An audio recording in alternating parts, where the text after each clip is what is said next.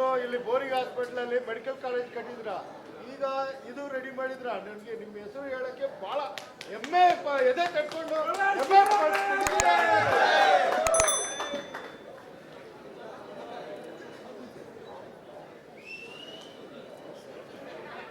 ಈ ಸಮಾರಂಭದಲ್ಲಿ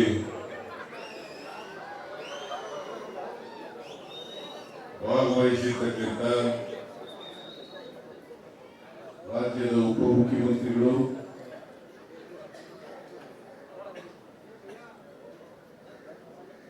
ಪ್ರದೇಶ ಕಾಂಗ್ರೆಸ್ ಸಮಿತಿಯ ಅಧ್ಯಕ್ಷರಾದಂಥ ಡಿ.ಕೆ. ಶಿವಕುಮಾರ್ ಅವರ,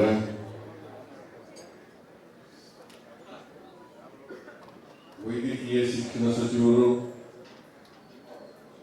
ಆತ್ಮೀಯರು ಆದಂಥ ಶ್ರೀ ಶರಣ್ ಪ್ರಕಾಶ್ ಪಾಟೀಲ್ ಅವರ, ನಿಮ್ಮೆಲ್ಲರ ಜನಪ್ರಿಯ ಶಾಸಕರು,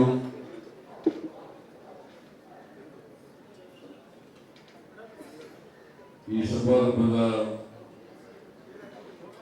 ಅಧ್ಯಕ್ಷರು ಆದಂಥ ಶ್ರೀ ವಿಜವಾನ್ ಅವರ,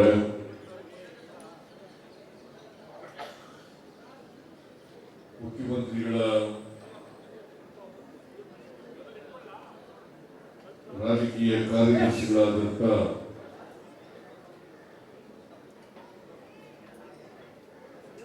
ಶ್ರೀ ನಜೀರ್ ಅಹಮದ್ ಅವರ,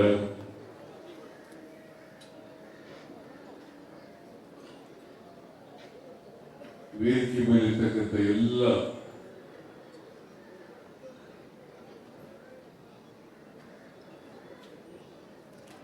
ವೈದ್ಯಕೀಯ ಇಲಾಖೆಯ ಅಧಿಕಾರಿ ಸ್ನೇಹಿತರೆ, ಮಾಜಿ ನಗರಪಾಲಿಕೆ ಸದಸ್ಯರೇ, ಇಲ್ಲಿ ಆಗಮಿಸಿರ್ತಕ್ಕಂಥ ಎಲ್ಲ ಆತ್ಮೀಯ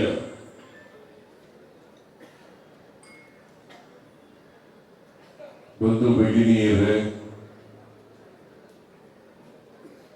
ಇತರ ಎಲ್ಲ ಸ್ನೇಹಿತರೇ, ಮಾಧ್ಯಮದ ಗೆಳೆಯ, ಇವತ್ತು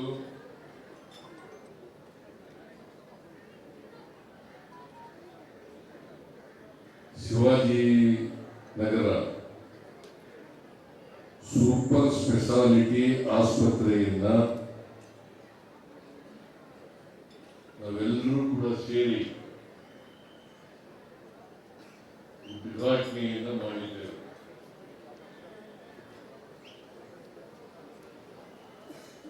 ರಿಜ್ವಾನ್ ಅರ್ಷದ್ ಅವರು ಈ ಕಾರ್ಯಕ್ರಮಕ್ಕೆ ಬರಲೇಬೇಕು ಅಂತೇಳಿ ಒತ್ತಾಯವನ್ನು ಮಾಡಿದ್ರು. ನಾನು ಮೈಸೂರಿಗೆ ಹೋಗ್ಬೇಕಾಗಿತ್ತು, ಆದರೆ ಈ ಕಾರ್ಯಕ್ರಮದ ಪ್ರಯುಕ್ತ ನಾನು ಈ ಕಾರ್ಯಕ್ರಮ ಆದ್ಮೇಲೆ ಹೋಗ್ತೀನಿ ಅಂತೇಳಿ ಸುಮಾರು 7:30ಗೆ ಮೈಸೂರಿಗೆ ಹೋಗ್ತಕ್ಕಂಥ ಕಾರ್ಯಕ್ರಮವನ್ನು ಮುಂದೂಡಿದ್ದೇನೆ. ಒಂದು ಸುಂದರವಾದಂಥ ಸೂಪರ್ ಸ್ಪೆಷಾಲಿಟಿ ಆರೋಗ್ಯ ಸೇವೆ ಇರ್ತಕ್ಕಂಥ ಆಸ್ಪತ್ರೆ, ಸರ್ಕಾರಿ ಆಸ್ಪತ್ರೆ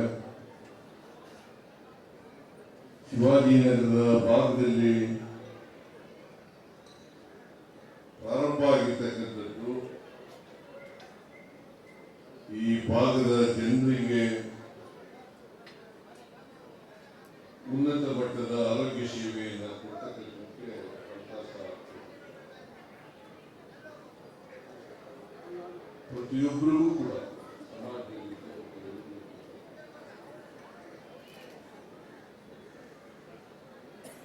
ಗುಣಮಟ್ಟದ ಆರೋಗ್ಯ ಸೇವೆ ಕೊಡುತ್ತೆ.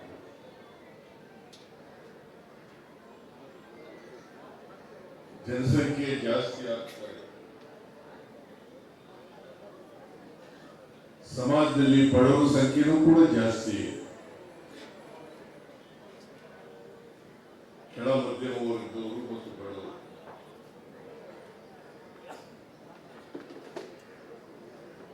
ಅವರು ಅವರಿಗೆ ಕೈಗೆ ಹಿಡಿತಕ್ಕಂಥ ವೈದ್ಯಕೀಯ ಸೇವೆ ಶ್ರೀಮಂತರು ಖಾಸಗಿ ಆಸ್ಪತ್ರೆಗೆ ಹೋಗ್ತಾರೆ, ಬಹಳಷ್ಟು ದುಡ್ಡನ್ನ ಖರ್ಚು ಮಾಡಿ ರೋಗ ವಾಸಿ ಮಾಡ್ತಿರ್ತಕ್ಕಂಥ ಶಕ್ತಿ, ಆರ್ಥಿಕ ಶಕ್ತಿ ಅವರಿಗೆ. ಆದ್ರೆ ಬಡವರಿಗೆ ಆ ಶಕ್ತಿ ಇರಲ್ಲ. ಅದಕ್ಕೋಸ್ಕರ ಸರ್ಕಾರನೇ ಸಮಾಜದಲ್ಲಿರ್ತಕ್ಕಂಥ ಬಡವರಿಗೆ, ಕೆಳ ಮಧ್ಯಮ ವರ್ಗದವರಿಗೆ ನಾವು ಖಾಸಗಿ ಆಸ್ಪತ್ರೆಯಲ್ಲಿ ಸಿಗ್ತಕ್ಕಂಥ ಉನ್ನತ ಮಟ್ಟದ ಸೇವೆಯನ್ನು ಇಲ್ಲಿ ಒದಗಿಸಬೇಕು.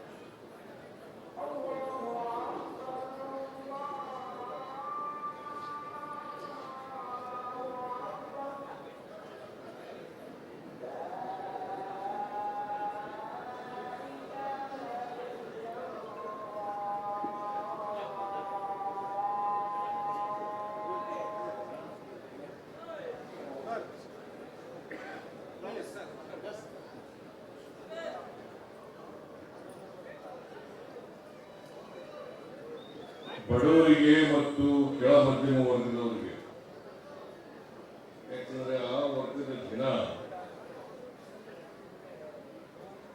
ಸರ್ಕಾರಿ ಆಸ್ಪತ್ರೆಗಳ ಮೇಲೆ ಹೆಚ್ಚು ಅವಲಂಬನೆ ಆಗಿರುತ್ತದೆ.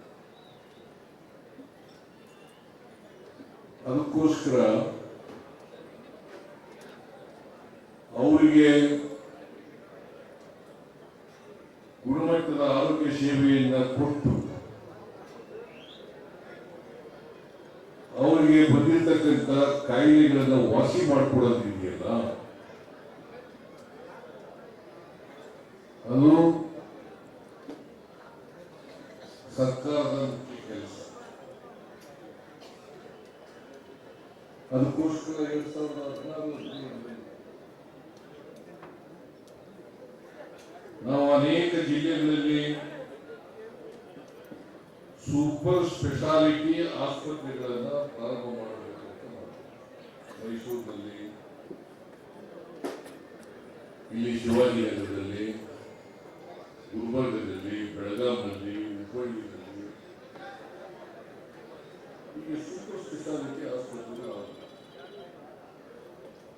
ಎಲ್ಲರೂ ಖಾಸಗಿ ಆಸ್ಪತ್ರೆಗೆ ಹೋಗ್ತಾರೆ. ಯಾಕಂದ್ರೆ ಖಾಸಗಿ ಆಸ್ಪತ್ರೆಗಳಲ್ಲಿ ಸುಮಾರು 15-20 ಲಕ್ಷ ರೂಪಾಯಿಗಳಾಗುವುದು. ಅಷ್ಟೊಂದು ದುಬಾರಿ ವೆಚ್ಚವನ್ನ ಬಡವರಿಗೆ ಭರಿಸಲಿಕ್ಕೆ ಸಾಧ್ಯನಾ? ನನ್ನ ಹತ್ರ ನಾನು ಮುಖ್ಯಮಂತ್ರಿಗಳ ಪರಿಹಾರ ನಿಧಿಯಿಂದ ಹಣ ಕೇಳಬೇಕಾಗ್ತದೆ. ಕೆಲವು ಬಡವರು, ಕೆಳ ಮಧ್ಯಮ ವರ್ಗದವರು ಖಾಸಗಿ ಆಸ್ಪತ್ರೆಗೆ ಹೊರಟೋಗಿರ್ತಾರೆ. ಅನೇಕ ಆಸ್ಪತ್ರೆಗಳಲ್ಲಿ ಗಿಟ್ ಮಾಡಿ ಕೊಡಲ್ಲ.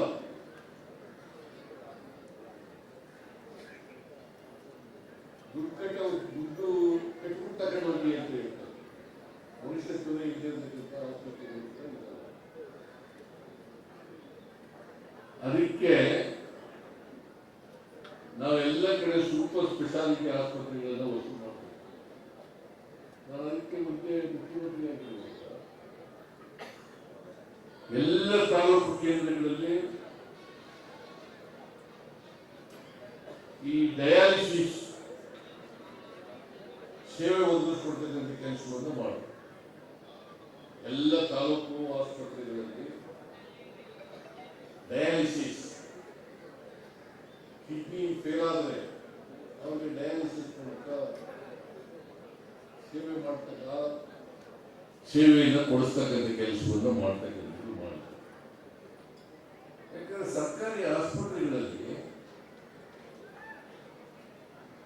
ಖಾಸಗಿ ಆಸ್ಪತ್ರೆಗಳಲ್ಲಿ ಸಿಗ್ತಕ್ಕಂಥ ಸೇವೆಗಳು ಇವ್ರಿಗೂ ಸಿಗಬೇಕು. ಅವರು ವಂಚಿತರಾಗಬಾರದು. ಅದರಿಂದ ಸಾವನ್ನು ಅಪ್ತಕ್ಕಂಥ ಪರಿಸ್ಥಿತಿ ಬರಬಾರದು. ಅದಕ್ಕೋಸ್ಕರ ನಾವು ಎಲ್ಲ ಭಾಗದಲ್ಲೂ ಕೂಡ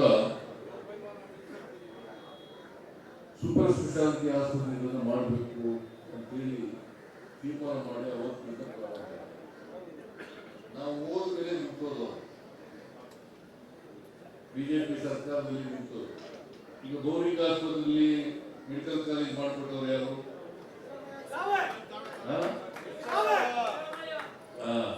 ಅಲ್ಲಿ ಬೋರಿಂಗ್ ಆಸ್ಪತ್ರೆಯಲ್ಲಿ ಒಂದು ಮೆಡಿಕಲ್ ಕಾಲೇಜ್ ಬೇಕು. ಮೆಡಿಕಲ್ ಕಾಲೇಜ್ ಆದ್ರೆ ಒಂದು ಆಸ್ಪತ್ರೆನೂ ಆಗ್ತದೆ. ಈಗ ಅದಕ್ಕೆ ಮೆಡಿಕಲ್ ಆಗ್ಬೇಕು ಅಂತ ವಿಜುವಲ್ ಅಂತ ಹೇಳಿದ್ದಾರೆ. ನಾನು ಇನ್ನೊಂದು ದಿನ ಬರ್ತೀನಿ ಬೋರಿಂಗ್ ಆಸ್ಪತ್ರೆಗೆ. ಅಲ್ಲಿಗೂ ಅಡಿಗಲ್ ಆಗ್ತಕ್ಕಂಥ ಕೆಲಸವನ್ನು ಮಾಡಿ ಮೆಡಿಕಲ್ ಕಾಲೇಜ್ ಸ್ಯಾಂಕ್ಷನ್ ಮಾಡಿದವರು ನಾವು. ನಾನೇನೆ ತೀರ್ಮಾನ ಮಾಡಿದ್ದೆ, ಪ್ರತಿ ಜಿಲ್ಲೆಯಲ್ಲಿ ಒಂದು ಮೆಡಿಕಲ್ ಕಾಲೇಜ್ ಇರಬೇಕು, ಒಂದು ಆಸ್ಪತ್ರೆ ಇರಬೇಕು. ಯಾಕಂತಂದ್ರೆ ಆ ಭಾಗದಲ್ಲಿ ಇರ್ತಕ್ಕಂಥ ಜನರಿಗೆ ಉತ್ತಮವಾದಂಥ ಗುಣಮಟ್ಟದ ಆರೋಗ್ಯ ಸೇವೆಯನ್ನು ಉಚಿತವಾಗಿ ಒದಗಿಸುವ. ಇಲ್ಲಿ ಆಸ್ಪತ್ರೆ ಆಗಿದೆ. ಎಷ್ಟೋ ಸಹಾಯ ಮಾಡಿದ್ದಾರೆ. ಅವರಿಗೆ ಧನ್ಯವಾದಗಳನ್ನು ಹೇಳಲಿಕ್ಕೆ ಅವರು ಸುಮಾರು 11 ಕೋಟಿ ರೂಪಾಯಿಗಳಷ್ಟು ಖರ್ಚು ಮಾಡಿದ್ದಾರೆ. ಬಿಲ್ಡಿಂಗ್ ಎಲ್ಲ BBMP ಅವರು ಕಟ್ಟಿದ್ದಾರೆ. ಅದು ಇಲ್ಲಿ ಅವರು ಸಹಾಯ ಮಾಡಿದ್ದಾರೆ. ಅವರಿಗೆ ಧನ್ಯವಾದಗಳೆಲ್ಲ ಸರ್ಕಾರದ ಪರವಾಗಿ ಹೇಳಲಿಕ್ಕೆ ಬಯಸ್ತಾರೆ. ಬಟ್ ನಾನು ಆಸ್ಪತ್ರೆ ಸಿಬ್ಬಂದಿಯವರಿಗೆ ಹೇಳೋದೇನಪ್ಪ ಅಂತಂದ್ರೆ, ಆಸ್ಪತ್ರೆ ಯಾರು ನೋಡ್ತಿರ್ತಾರೆ, ಶುಚಿತ್ವ ಬಹಳ ಚೆನ್ನಾಗಿ ನೋಡ್ತಾರೆ. ಆಸ್ಪತ್ರೆಯಲ್ಲಿ ಮೇಂಟೆನೆನ್ಸ್ ಇಲ್ಲದೆ ಹೋದ್ರೆ ಭಾರಿ ಕಷ್ಟ ಆಗ್ತದೆ. ಶರಣಪ್ರಕಾಶ್ ಪಾಟೀಲ್ ಹೇಳ್ತಾ ಇದ್ರು, ಇಲ್ಲ ಇಲ್ಲಿ ಶುಚಿತ್ವ ಕಾಪಾಡಲಿಕ್ಕೆ ಪ್ರಯತ್ನವನ್ನು ಮಾಡ್ತೀವಿ. ಶುಚಿತ್ವ ಕಾಪಾಡಬೇಕು. ಎಲ್ಲ ಆಸ್ಪತ್ರೆಗಳು ಕೂಡ ಶುಚಿತ್ವವನ್ನು ಕಾಪಾಡಿದಾಗ ಮಾತ್ರ. ಇಲ್ಲಿಗ ಇದು ನೋಡಿದಾಗ ಸರ್ಕಾರಿ ಆಸ್ಪತ್ರೆ ಅನ್ಸಲ್ಲ, ಅದಕ್ಕೆ ನೋಡಿದಾಗ ಮತ್ತೆ ಅದು ಸರ್ಕಾರಿ ಆಸ್ಪತ್ರೆ ಆಗಬಾರ್ದು. ಇವತ್ತು ಹೆಂಗಿದೆ ಅದೇ ರೀತಿ ಮೇಂಟೈನ್ ಮಾಡ್ತಕ್ಕಂಥ ಕೆಲಸವನ್ನ ಮಾಡಬೇಕು ಅಲ್ಲ, ಮಾಡ್ಬೇಕಲ್ವಾ? ಈಗ ಕ್ಯಾತ್ ಲ್ಯಾಬ್ ಇದೆ, ಓಟಿ ಇದೆ, ICU ಇದೆ, ಎಲ್ಲ ಇನ್ಫೋಸಿಸ್ನವರು ಮಾಡ್ಕೊಂಡಿದ್ದಾರೆ. ಅದು ಮೇಂಟೈನ್ ಮಾಡಬೇಕಲ್ಲ. ಅನೇಕ ಆಸ್ಪತ್ರೆಗಳಲ್ಲಿ, ಸರ್ಕಾರಿ ಆಸ್ಪತ್ರೆಗಳಲ್ಲಿ ಅನೇಕ ಮಿಷನರಿಗಳು ಕೆಟ್ಟೋಗ್ಬಿಟ್ಟು ಉದ್ಯೋಗ ಬರಬೇಕು. ಅದು ಆತ್ಮವಾದ ಇಲ್ಲಿ ಇರ್ತಕ್ಕಂಥ ವೈದ್ಯಕೀಯ ಸಿಬ್ಬಂದಿಯವರು ಮೇಂಟೆನೆನ್ಸ್ ಅನ್ನ ಚೆನ್ನಾಗಿ ಮಾಡಬೇಕು ಮತ್ತು ಈ ಭಾಗದ ಎಲ್ಲ ಜನರಿಗೆ ಉತ್ತಮವಾದಂತಹ ಸೇವೆಯನ್ನು ಮಾಡ್ತಕ್ಕಂಥ ಕೆಲಸವನ್ನು ಮಾಡಬೇಕು. ನಮ್ಮ ಸರ್ಕಾರ ಬಡವರಿಗೆ ಸಹಾಯ ಮಾಡ್ತಕ್ಕಂಥ ಕೆಲಸವನ್ನು ಮಾಡಬೇಕು. ಬಡವರಿಗೆ ಆರ್ಥಿಕವಾಗಿ, ಸಾಮಾಜಿಕವಾಗಿ ಶಕ್ತಿ ತುಂಬತಕ್ಕಂಥ ಕೆಲಸವನ್ನು ಮಾಡಬೇಕು. ಅವರು ಯಾವುದೇ ಜಾತಿಯವರಿರಲಿ, ಯಾವುದೇ ಧರ್ಮದವರಿರಲಿ, ಬಡವರಿಗೆ ಜಾತಿ ಇಲ್ಲ. ಬಡವರು ಅಂದ್ರೆ ಎಲ್ಲ ಜಾತಿಯವರು ಬಡವರು, ಎಲ್ಲ ಧರ್ಮದವರು ಬಡವರು. ಅವ್ರಿಗೆ ಆರ್ಥಿಕವಾಗಿ, ಸಾಮಾಜಿಕ ಶಕ್ತಿ ತುಂಬಬೇಕಲ್ಲ. ಮತ್ತೆ ಮುಖ್ಯವಾಗಿ ಬರಬೇಕು ಅಂತಂದ್ರೆ ಹೆಂಗ್ ಬರ್ತಾರೆ ಅವರೆಲ್ಲ? ಸಮಾಜದಲ್ಲಿರ್ತಕ್ಕಂಥ ಎಲ್ಲ ಜನರು ಕೂಡ ಸಮಾನತೆ ಬರಬೇಕಲ್ಲ. ಎಲ್ಲ ಜನರು, ಬಡವರು ಶ್ರೀಮಂತರು, ಆ ಭೇದ ಇದೆಯಲ್ಲ, ತಾರತಮ್ಯ ಇದೆಯಲ್ಲ, ಅದು ಹೋಗ್ಬೇಕಲ್ಲ. ಅದಕ್ಕೋಸ್ಕರ ನಾವು 5 ಗ್ಯಾರಂಟಿ ಯೋಜನೆಗಳನ್ನು ಜಾರಿ ಮಾಡಿದ್ದು. ಹಿಂದಿನ ಮುಖ್ಯಮಂತ್ರಿ ಆಗಿರುವಾಗ ನಾನು ಅನೇಕ ಭಾಗ್ಯಗಳನ್ನು ಕೊಟ್ಟಿದ್ದೆ. ಅನ್ನಭಾಗ್ಯ, ಕ್ಷೀರಭಾಗ್ಯ, ಇಂದಿರಾ ಕ್ಯಾಂಟೀನ್, ಶಾದಿ ಭಾಗ್ಯ, ಭಾಗ್ಯ, ಮನಸ್ವಿನಿ, ಮೈತ್ರಿ, ಇಂಥ ಕಾರ್ಯಕ್ರಮಗಳೆಲ್ಲ ಯಾಕೆ ಕೊಟ್ಟಿದ್ದು? ಬಡವರಿಗೆ ಸಿಗ್ಬೇಕು. ಇವು ಬಡವರು ಕೂಡ ಆರ್ಥಿಕವಾಗಿ, ಸಾಮಾಜಿಕವಾಗಿ ಬಲಿಷ್ಠರಾಗಬೇಕು. ಅದಕ್ಕೋಸ್ಕರವಾಗಿ ಸರ್ಕಾರ ಇವತ್ತು 5 ಗ್ಯಾರಂಟಿ ಯೋಜನೆಗಳಿಗೆ ಬಜೆಟ್ನಲ್ಲಿ ಈ ವರ್ಷ ಇಟ್ಟಿರ್ತಕ್ಕಂಥದ್ದು 52,009 ಕೋಟಿ ರೂಪಾಯಿ.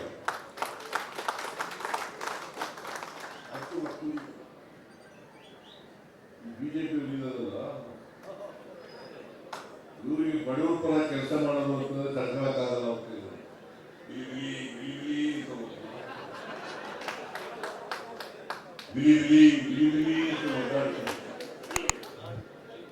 ಯಾಕಂತಂದ್ರೆ ಸಮಾನತೆ ಬರಬಾರ್ದು. ಸಮಾಜ ಬಡವರು ಕೂಡ ಆರ್ಥಿಕವಾಗಿ, ಸಾಮಾಜಿಕವಾಗಿ ಶಕ್ತಿವಂತರಾಗಬಾರ್ದು. ಸಮಾನತೆ ಮಾಡಿ ಬಂದ್ಬಿಟ್ರೆ ಶೋಷಣೆ ಮಾಡಕ್ಕಾಗಲ್ಲ, ದಾರಿ ತಪ್ಪಿಸಕ್ಕಾಗಲ್ಲ ಸಮಾಜದಲ್ಲಿ. ಅದಕ್ಕೋಸ್ಕರ ಮಾಡಬಾರ್ದು ಮಾಡ್ತಾರೆ, ಸುಳ್ಳನ್ನೇ ಸತ್ಯ ಮಾಡಕ್ ಕೊಟ್ಬಿಡ್ತಾರೆ. ಈ ಬಿಜೆಪಿಯವರು ಇದ್ದಾರಲ್ಲ, ಇವ್ರ ಕಾಲದಲ್ಲಿ, ಹಿಟ್ಲರ್ ಕಾಲದಲ್ಲಿ ಒಬ್ಬ ಮಂತ್ರಿ ಇದ್ದ, ಗೋಬೆಲ್ ಅಂತ. ಅವನು ಸುಳ್ಳು ಹೇಳಕ್ಕೆ ಕೇಳಿದವ, ಮಂತ್ರಿ ಮಾಡಿ ಕೇಳಿದ್ದ.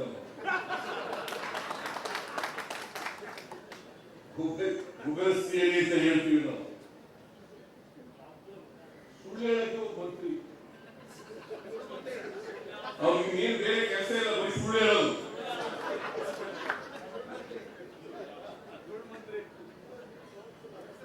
ಗೊಬೆಲ್ ಅಂತ ಅವನ ಹೆಸರು.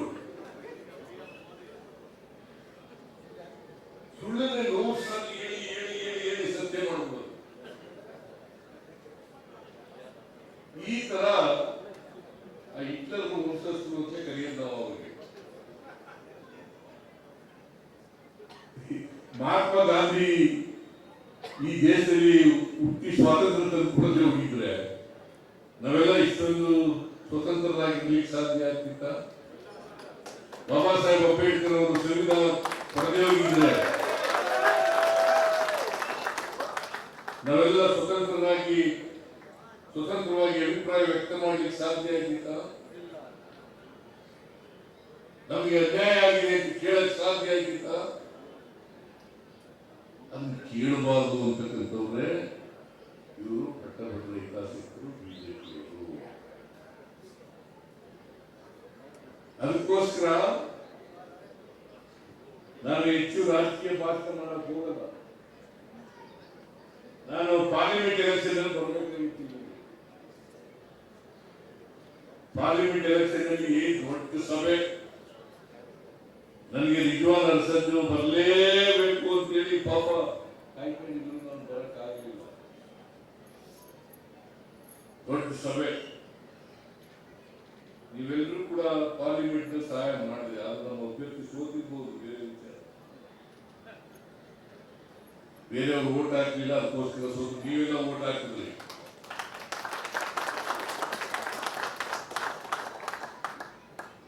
ನೀವೆಲ್ಲರೂ ಕೂಡ ಸಾಮಾಜಿಕ ನ್ಯಾಯ ಪರ ಇರ್ತಕ್ಕಂಥವ್ರು.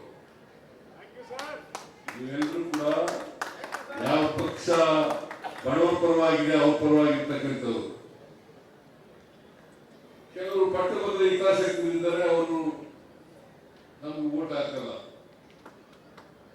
ಸೊ ಅವ್ರ ಬಗ್ಗೆ ನಾವು ಅದಕ್ಕೇಳಿ ನಾವು ಆ ವರ್ಗಕ್ಕೆ ಸೇರಿದಂತ ಬಡವರನ್ನ ತೆಗೆದಿರ್ತಾರ. ಆ ವರ್ಗದ ಬಡವರಿಗೂ ಕೂಡ ಶಕ್ತಿ ತುಂಬತಕ್ಕಂಥ ಕೆಲಸವನ್ನು ನಾವು ಮಾಡ್ತೀವಿ. ಇವತ್ತು ಅನ್ನಭಾಗ್ಯ, ಶಕ್ತಿ ಯೋಜನೆ, ಗೃಹ ಜ್ಯೋತಿ, ಗೃಹಲಕ್ಷ್ಮಿ, ಯುವ ನಿಧಿ ಯಾರಿಗೋಸ್ಕರ ಮಾಡಿದ್ರು?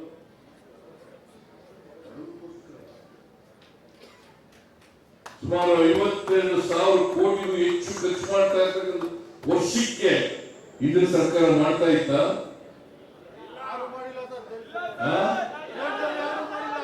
ಅದಕ್ಕೆ ಸಿದ್ದರಾಮಯ್ಯ ಹೆಂಗಾರ ಮಾಡಿ ತೆಗಿಬೇಕು.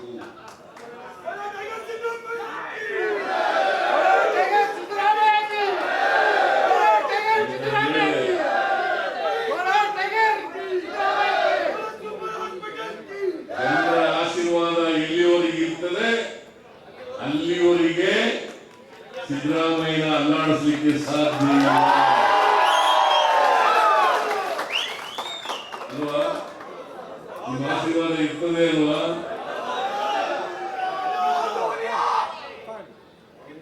ನಾವು ಏನೇ ಮಾಡಿದ್ರು ಕೂಡ, ಏನೇ ಎಷ್ಟೇ ತೊಂದರೆಗಳು ಬಂದ್ರು ಕೂಡ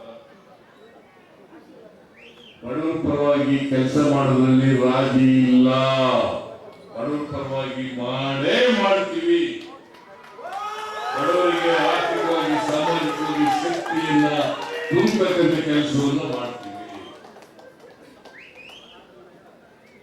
ಇಷ್ಟು ಹೇಳಿ ನಿಜವಾದ ನರ್ಸದವರು ಇದ್ದಾರಲ್ಲ, ಅವರು ಬಡವರ ಪರವಾಗಿರ್ತಕ್ಕಂಥ ವ್ಯಕ್ತಿ, ಸಾಮಾನ್ಯ ಜನರ ಪರವಾಗಿರ್ತಕ್ಕಂಥ ವ್ಯಕ್ತಿ, ಜನಪರವಾಗಿರ್ತಕ್ಕಂಥ ವ್ಯಕ್ತಿ.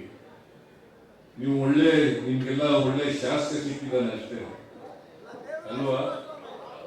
ಒಳ್ಳೆ ಶಾಸಕ ಸಿಕ್ಕಿದ್ದಾನೆ.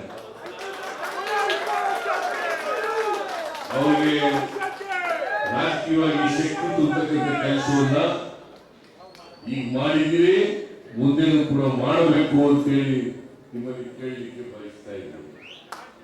ಜೊತೆಗೆ ನಿಮ್ಮ ಆಶೀರ್ವಾದದಿಂದ ಇವತ್ತು ಕರ್ನಾಟಕದಲ್ಲಿ ನಮ್ಮ ಪಕ್ಷ ಸರ್ಕಾರದಲ್ಲಿದೆ. ಮುಂದೆನೂ ಕೂಡ ನಿಮ್ಮ ಆಶೀರ್ವಾದ ಇರಬೇಕು ಅಂತ ಕೇಳ್ಕೊಂಡು ಈ ಆಸ್ಪತ್ರೆ ಶಿವಾಜಿನಗರ ಸೂಪರ್ ಸ್ಪೆಷಾಲಿಟಿ ಆಸ್ಪತ್ರೆ ಇದು ಇನ್ನೂ ಹೆಚ್ಚು ಸವಲತ್ತುಗಳನ್ನು ಒದಗಿಸಿಕೊಡ್ಲಿಕ್ಕೆ ಪ್ರಯತ್ನವನ್ನು ಮಾಡ್ತೀವಿ.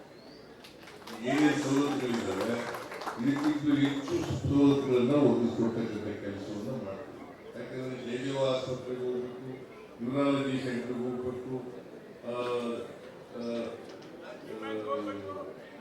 ರಾಜೀವ್ ಗಾಂಧಿ ಆಸ್ಪತ್ರೆಗೆ ಹೋಗ್ಬೇಕು, ಅವೆಲ್ಲ ಇಲ್ಲೇ ಸಿಕ್ಕ ರೀತಿಯಲ್ಲಿ ಮಾಡಿಕೊಡ್ತಕ್ಕಂಥ ಕೆಲಸವನ್ನು ಮಾಡಲಿಕ್ಕೆ ಪ್ರಯತ್ನವನ್ನು ಮಾಡ್ತೇವೆ ಹೇಳಿ ಇವತ್ತು ಈ ಶಿವಾಜಿನಗರ ಸೂಪರ್ ಸ್ಪೆಷಾಲಿಟಿ ಆಸ್ಪತ್ರೆಯನ್ನ ಅತ್ಯಂತ ಸಂತೋಷದಿಂದ ಉದ್ಘಾಟನೆ ಮಾಡಿ ಇದರ ಉಪಯೋಗ ಈ ಭಾಗದ ಜನರಿಗೆ ದೊರಕಲಿ ಅಂತಕ್ಕಂಥ ಆಶಯವನ್ನು ನಾವು ವ್ಯಕ್ತ ಮಾಡಿ ಮತ್ತೊಮ್ಮೆ ಈ ಆಸ್ಪತ್ರೆಯ ಜವಾಬ್ದಾರಿ ಹೊತ್ತಂತ ಎಲ್ಲ ವೈದ್ಯಕೀಯ ಸಿಬ್ಬಂದಿಯವರಿಗೆ ನಾನು ಸೂಚನೆ ಕೊಡೋದೇನಪ್ಪ ಅಂತಂದ್ರೆ ಇದರ ಮೇಂಟೆನೆನ್ಸ್ ಅನ್ನ ಚೆನ್ನಾಗಿ ಮಾಡಬೇಕು.